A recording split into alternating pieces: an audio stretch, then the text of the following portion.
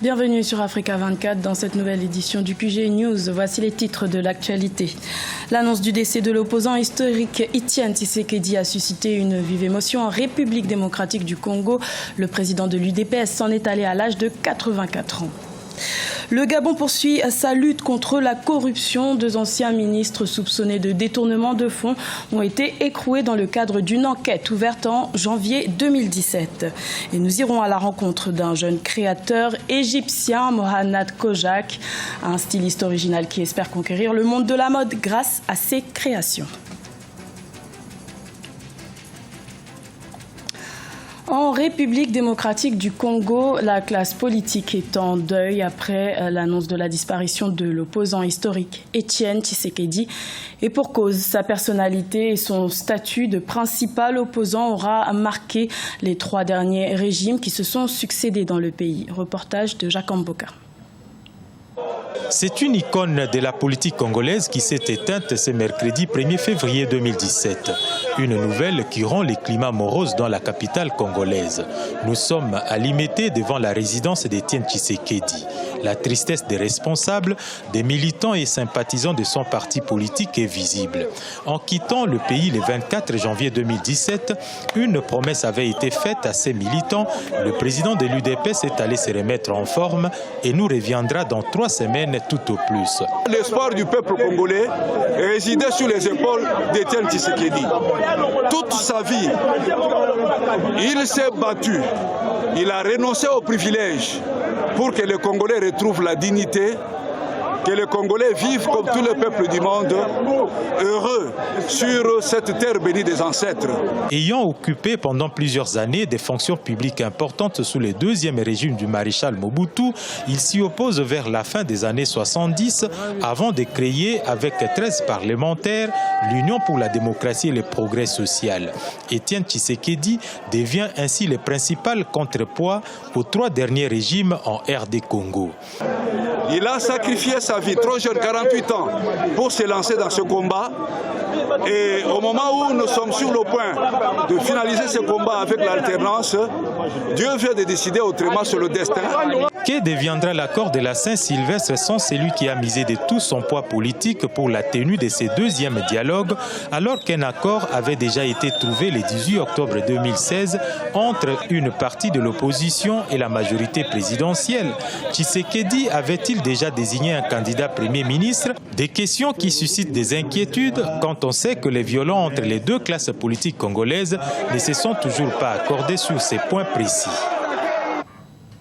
Également dans l'actualité, le Gabon ambitionne de porter sa capacité de transport de manganèse à 15 millions de tonnes par an.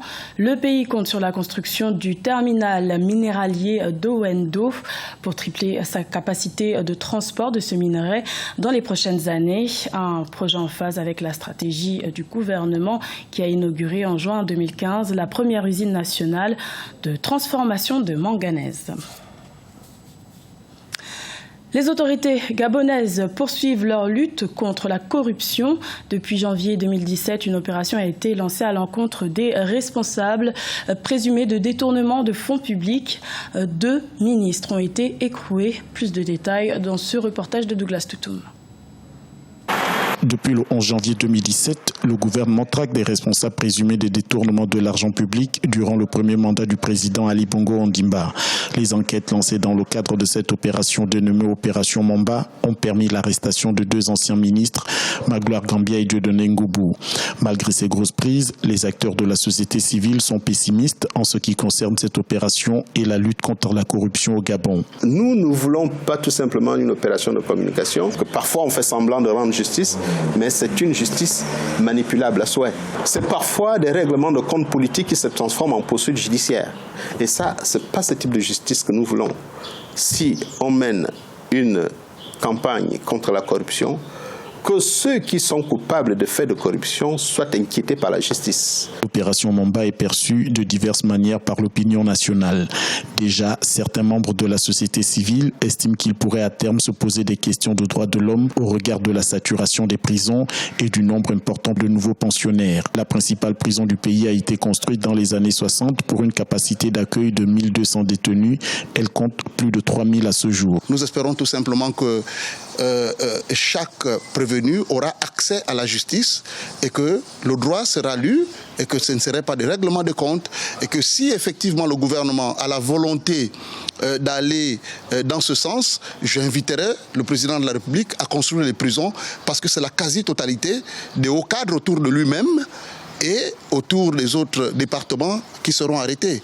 Et donc je crois que là, le président, son opération pourrait s'arrêter sans aller très loin parce que malheureusement les questions de droits de l'homme lui seront imposées parce que pendant des années nous n'avons pas investi sur les prisons et cela fait partie de notre rapport de 2009 où nous avions demandé la construction de nouvelles prisons. Cette opération lancée par le chef de l'État vise à lutter contre la grande corruption devant permettre au Gabon d'assainir son image et d'améliorer l'environnement des affaires. L'opération pourrait également toucher certains barons du pouvoir passés à l'opposition. Précisons que toutes les personnes qui font l'objet d'une enquête dans cette opération bénéficient du principe de la présomption d'innocence. Il est jeune et égyptien. Mohanad Kojak est un créateur de mode au style unique et audacieux. Il s'est donné pour ambition d'aller à la conquête du monde de la mode. Son rêve, présenter ses créations dans les grandes capitales européennes. Maria Madramé. À seulement 22 ans, le jeune créateur égyptien Mohanad Kojak s'est forgé une identité stylistique. Dans son atelier situé au Caire, la capitale égyptienne, il prépare sa prochaine collection printemps-été 2018.